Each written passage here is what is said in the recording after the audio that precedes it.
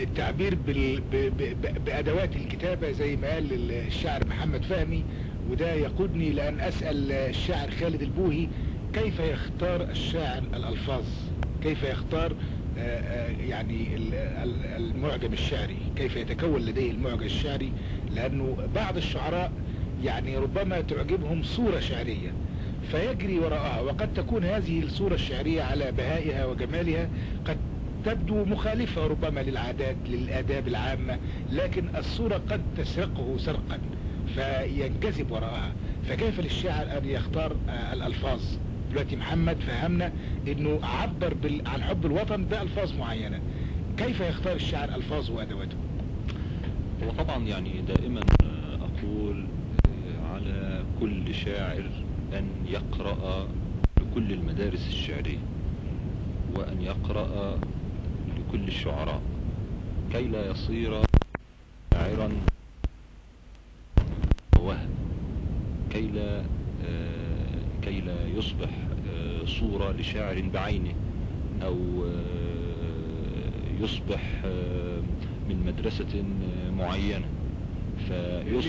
لماذا يعني يعتبر يعني يعتبر ذلك عيبا أن يكون منتميا لمدرسة بذاتها؟ لا أقصد يعني مثلا الشاعر اللي هتقتصر قراءاته على نزار قباني مثلا، أو على المدرسة الرومانسية مثلا بعينها، ستقرأ القصيدة ستجدها صورة من نزار وليست الأصل. هتقول ده مش الشاعر، ده نزار كتب قبل كده. انت لو جبت مثلا صورة شعرية نزار كتبها زي الموج الازرق في عينيك مثلا، وقعدت بقى تغير، طب الموج اخضر عينيها خضراء، طب ما هي صورة نزار، انت لم تأتي بجديد، لأنه صاحب الأصل. صاحب الأصل، وتظل الغلبة للأصل. يعني يذكرنا هذا بكثير من الشعراء. صحيح. يعني كثير من الشعراء نقرأ لهم لكننا نرد ذلك إلى المتنبي، فنقول ان هذه صورة المتنبي. فعليك بقراءة المتنبي، عد الى الاصل. ابراهيم ناجي طبعا شاعر عظيم جدا. من اسباب ضعف المدرسة الرومانسية في مصر ان بعد ابراهيم ناجي الشعراء يعني بدأوا يقلدونه، لا يعني فاصبحوا صورا مشوهة لابراهيم ناجي ولم يكتبوا.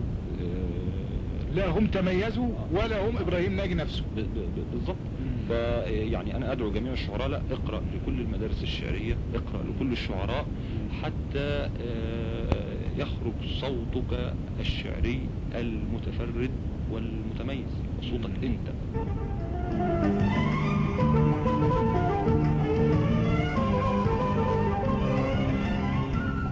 يعني الشاعر كالنحلة يذهب الى كل الاغصان والورود فيستشم الرحيق ثم يأتي لنا بمنتج مختلف. عسل هذا الشاعر وليس عسل الشعراء. تمام. هتسمعنا ايه بقى؟ يعني هو يعني طالما الكلام عن الوطن وعن هذه الاحاسيس الجميلة الوطنية، فيعني كان لي قصيدة اسمها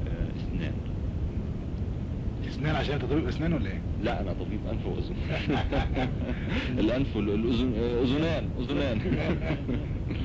اثنان نحن يا وطن، انا وانت، اثنان لم نقبل حلول المنتصف، اثنان لا نرضى هوانا او صلف، اثنان لا نبغي بديلا عن شرف، اثنان قد صرنا انينا او نشيدا قد هدف، المجد لي والمجد للارض الكفن.